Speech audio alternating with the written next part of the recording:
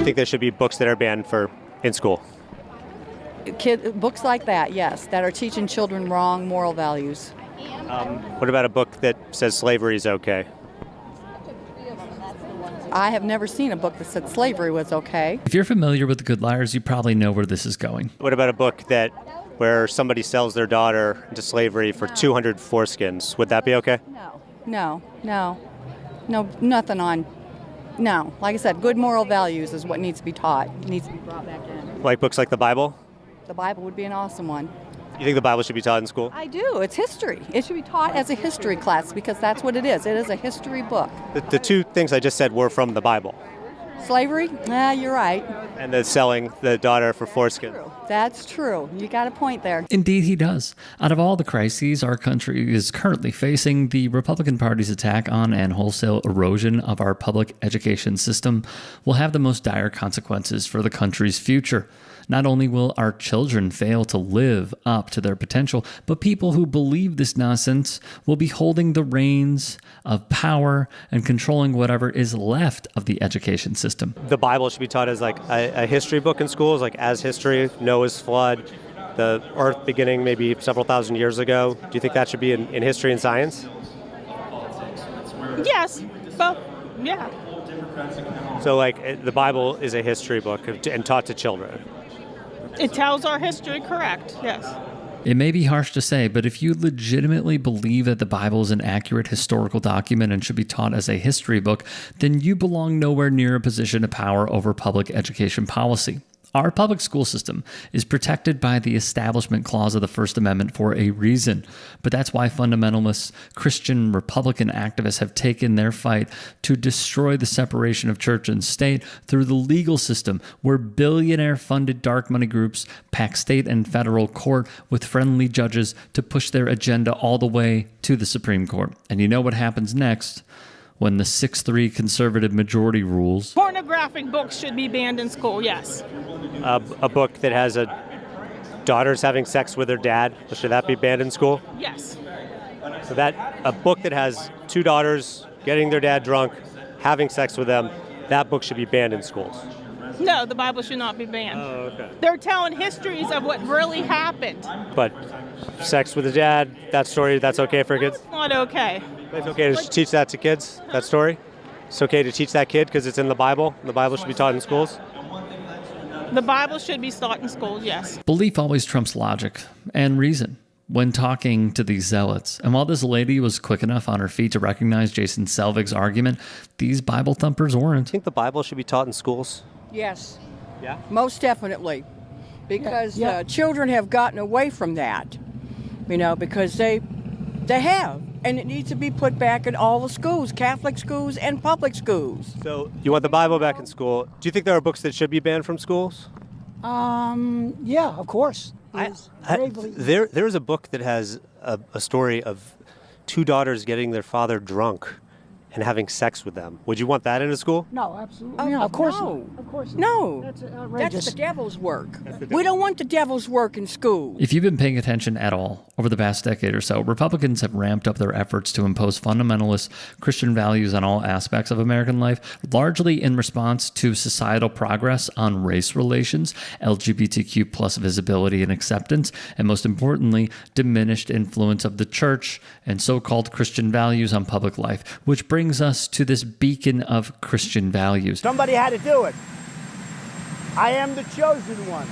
Somebody had to do it. I'm wondering what one or two of your most favored Bible verses are and why. I wouldn't want to get into it because to me that's very personal. The Bible means a lot to me, but I don't want to get into specifics. Even to cite a verse that you like? No, I don't want to do that. You're an Old Testament guy or a New Testament guy? Probably equal. Anything to do with school choice, also. Okay. But also, separate from school choice, we're going to take the Department of Education, close it. I'm going to close it. We'll have one person, could be you if you decide to retire. Okay, Mr. President, here's what bothers me about that. So let's say you have a liberal city, let's Los Angeles, San Diego, and they just decide we're going to get rid of that history. We got new history. This is America built off the backs of slaves on stolen land. And that curriculum comes in. Then we don't send them money.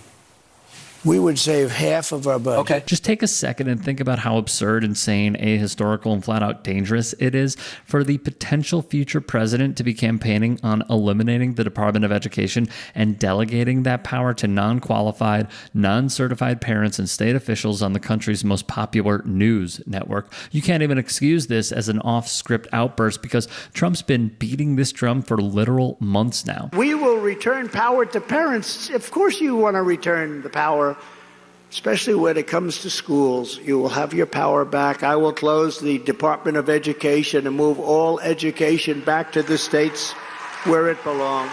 We were going to do that. We were ready. And then we had the COVID. We're going to end the so-called Department of Education. We might have one desk, one person, just to make sure everyone's speaking English. Got to have a little bit of regulation, you know. Let's try and keep it so that you can only, that we're going to focus on some English. But after that, you can go ahead and do what you're going to do. We're going to cut the Department of Education, let it be run locally. We have this end the Department of Education? Federal Department of Education? Other than to have a little tiny coordination. You know, it would be nice to make sure that everybody's teaching English. Yeah. Let them learn English, okay? I love this. But no, we're cutting the Department of Education. I was ready to do it before, and then again. And I will shut down the Federal Department of Education, and we will move everything back to the states where it belongs and where they can individualize education and do it with the love for their children. Ultimately, we'll live, and you know what we're doing here. I say it all the time. I'm dying to get back to do this. We will ultimately eliminate the Federal Department of Education and send education back to Wisconsin and back to the states. We spend more money per pupil than any other country by far, and yet we're at the bottom of the list. Out of 40, we're ranked about number 40. And I'm going to close the Department of Education and move education back to the states. And all they're going to do is they're going to see that the basics are taken care of. You know, we don't want to have somebody get crazy and start teaching a language that we don't want them to teach. But we'll do something with education. This very well may be the future and potentially last president we have ever had. If you can and are willing, please become a paid member here at TYT Sports. And or go to tyt.com/join. In addition, you can follow me on Twitter, Instagram, and TikTok. Appreciate it. Have a great day. Calling out elite people in comedy should be the rule of thumb. I think Donald Trump's hair is actually another creature. Yeah. The hair's like going, good night, Donald. Good night, Donald. There we go. Maybe it goes out. It goes out and makes money while he's asleep. There is something about punching down that feels taboo, and punching up is the way to go. Crack's not really my thing, but if it was, it would be fine if I was on that side. Wow. Don Jr.'s on coke. We won with poorly educated. I love the poorly educated. I'm a very stable genius. It is very important, the work that the Jordan Kleppers are doing, the work that the Good Liars are doing, the work that our team here at the Turks are doing, and many more. What he does, he secretly puts the marker on the end of the putter, and then he looks like he's marking it, but really, now the mark is 3 feet closer. That's a way easier putt. He cheats a lot. That if you cheat at golf, you cheat at life. The saying goes for Donald Trump.